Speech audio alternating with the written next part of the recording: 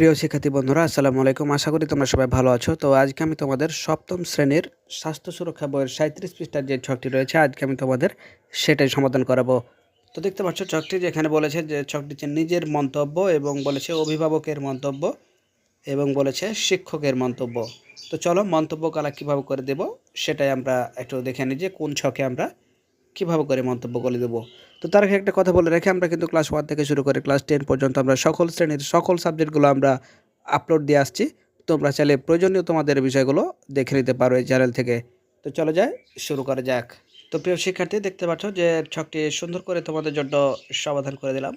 Just যেখানে যা আছে তোমরা ঠিক সেভাবে সেই ছকে সেগুলো বসিয়ে দিবে। তো দেখতে পাচ্ছ নিজের রেটিং তোমরা প্রতিটাতে 3 স্টার করে দিয়ে দিবে, মন্তব্য দিবে খুব ভালো খুব ভালো খুব ভালো।